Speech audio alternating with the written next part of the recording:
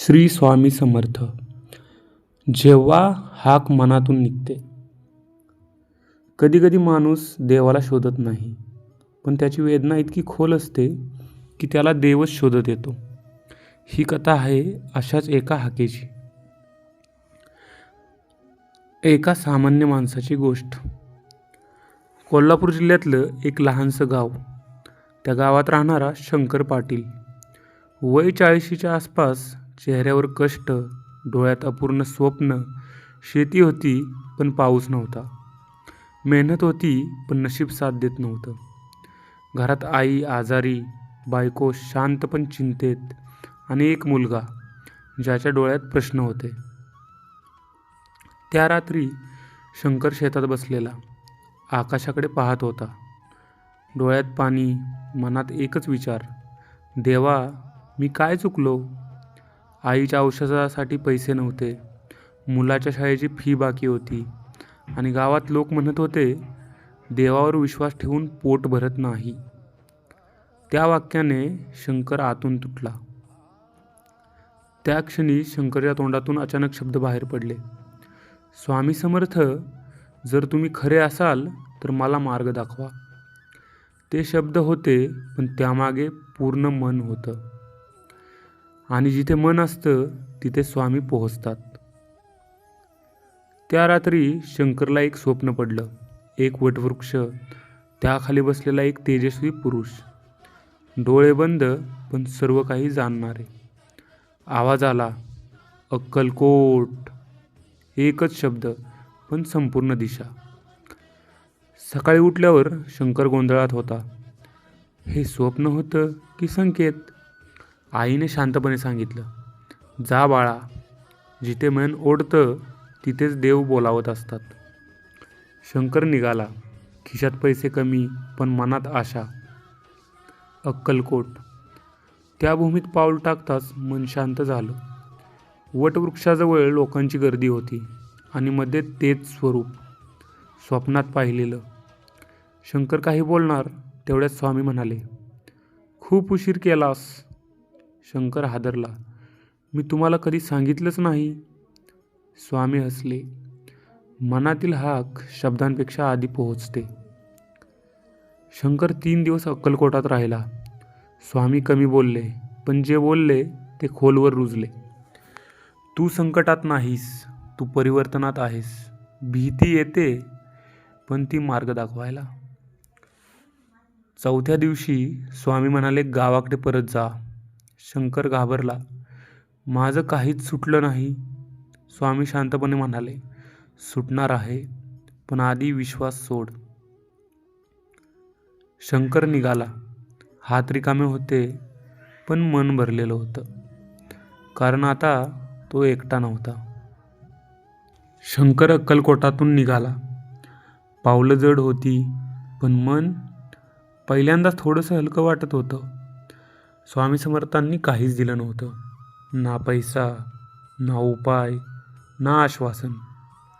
पण तरीही शंकरच्या छातीत कुठेतरी एक न बोललेला विश्वास जागा झाला होता. गावाकडे जाणाऱ्या बसमध्ये शंकर खिडकीजवळ बसला होता. बाहेर रान, आकाश आणि वाहणारा वारा. आता मात्र विचारांची गर्दी. स्वामी म्हणाले, आता सुरू होणार आहे, पण काय? तो स्वतःशीच बोलत होता. तेवढ्यात मनात एक स्पष्ट आवाज उमटला, जे घडेल ते स्वीकार. शंकर दचकला. हा आवाज त्याचा नव्हता, पण अनोळखीही नव्हता. गावात पोहोचताच वास्तवाने थेट समोर येऊन उभे राहिले. घरासमोर बँकेचा माणूस उभा होता. आज शेवटचा दिवस आहे. आई आत खाटेवर पडलेली, औषधं संपत आलेली. शंकरचं डोकं गरगरलं. क्षणभर त्याला वाटलं सगळं व्यर्थ होतं. तो बाहेर पडला, आकाशाकडे पाहिलं, आणि पहिल्यांदाच मनातून हाक निघाली, स्वामी. खरंच ऐकत असाल तर आत्ताच. तेवढ्यात मोबाईल वाजला. एक अनोळखी नंबर. मी देशमुख बोलतोय. तुमचा रिझ्यूम जुना आहे पण आज अचानक समोर आला. शंकरला काही कळेना. आजच इंटरव्ह्यू आहे, येऊ शकता का? शंकरच्या डोळ्यात पाणी आलं. तो म्हणाला, हो नक्की. इंटरव्ह्यूला जाताना बस थांबली. समोर एक साधा फकीर उभा होता. त्याने शंकरकडे पाहिलं आणि हसून म्हणाला, भीती सोड, शब्द कमी बोल, पण मन मोकळं ठेव. शंकर हादरला. हे शब्द अगदी स्वामीसारखेच होते. तो काही बोलणार तेवढ्यात फकीर निघून गेला. इंटरव्ह्यू रूम शांत होता. प्रश्न विचारले जात होते, पण शंकर घाबरला नव्हता. त्याने खोटं बोललं नाही, नाटक केलं नाही. तो फक्त स्वतःसारखा होता.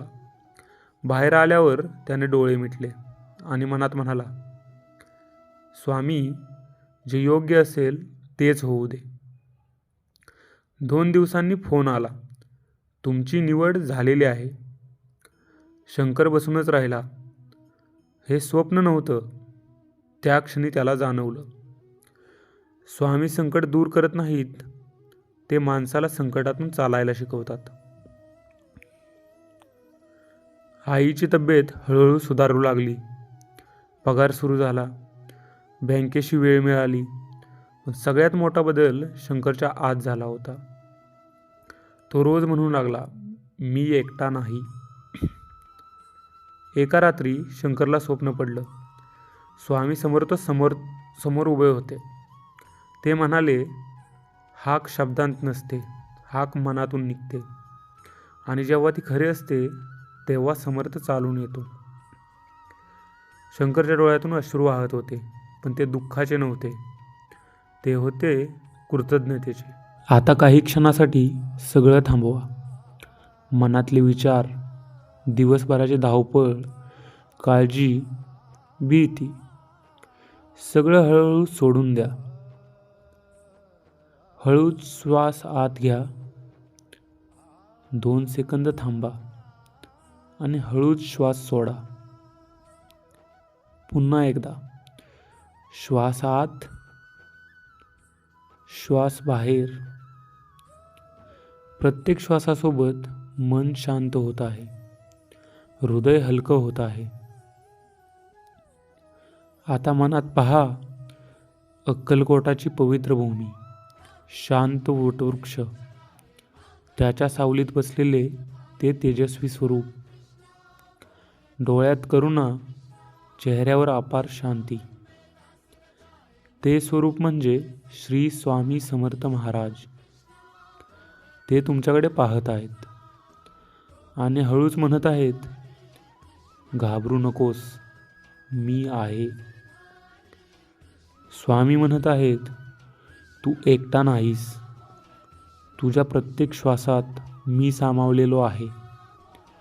आज फक्त माझ्या नावात विसावा घे. आता माझ्या आवाजासोबत मनात किंवा मोठ्याने म्हणा, ओम श्री स्वामी समर्थाय नमः. ओम श्री स्वामी समर्थाय नमः. ओम श्री स्वामी समर्थाय नमः. आता मंत्र वाहू द्या. संख्या मोजू नका, वेळेचा विचार करू नका, फक्त ऐका. ओम श्री स्वामी समर्थाय नमः. ओम श्री स्वामी समर्थाय नमः. ओम श्री स्वामी समर्थाय नमः. प्रत्येक जपाबरोबर मनातील ताण विरघळतो आहे. नकारात्मक विचार दूर जात आहेत. हृदयात शांती भरत आहे. स्वामी सांगत आहेत, मी तुझ्या नशिबात नाही, मी तुझ्या श्रद्धेत आहे. तू जे सहन केलंस ते व्यर्थ जाणार नाही. आता लक्ष हृदयावर आणा. प्रत्येक मंत्रासोबत हृदयात एक प्रकाश पेटतो आहे. तो प्रकाश संपूर्ण शरीरात पसरतो आहे. मन, शरीर, आत्मा सगळं शांत, स्थिर. स्वामी समर्थ, आज मी काही मागत नाही. आज मी फक्त समर्पण करतो. माझ्या चिंता, माझ्या भीती, माझे प्रश्न सगळं तुमच्या चरणी. माझ्या आयुष्याची दिशा तुमच्या कृपेने ठरू दे. आता हळूहळू मंत्र थांबवा. मनात 3 वेळा म्हणा, श्री स्वामी समर्थ, श्री स्वामी समर्थ, श्री स्वामी समर्थ.